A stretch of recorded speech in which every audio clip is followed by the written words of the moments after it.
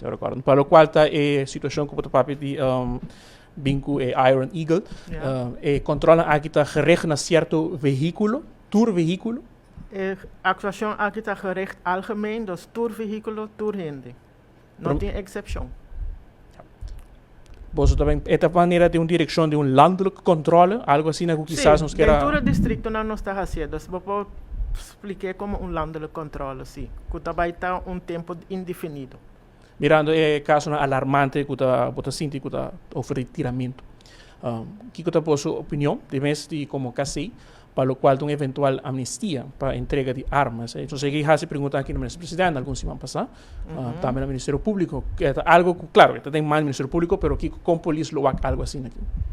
Não, nós estamos bezig eigenlijk com plan van aanpak para atender o assunto aqui, com o entregamento de armas. Nós não chega assim na lewa ainda, só nós temos que sentar com o OM, para nós echt bem em fijne lijnen, quando nós trabalhamos assim essa aqui. Pero nós temos nos full atenção.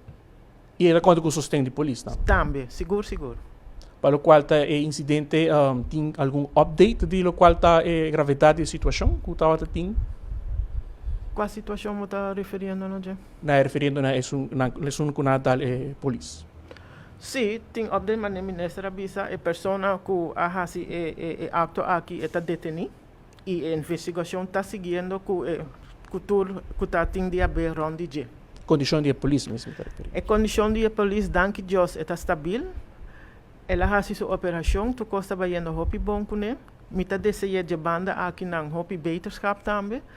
E maneira ministra avisa também situação assim na KPA não está bem tolerar. Dus tur é requisito não que nós podemos tur com o qual que nós podemos usar em cargo de lei, nós também usa. Porque essa aqui não está bedoeling que nós está sali para fora para vai ter Aruba seguro e depois nós está havendo os meses de problema não assim, ou situação não assim. Com nenhum renda não está ponta pé.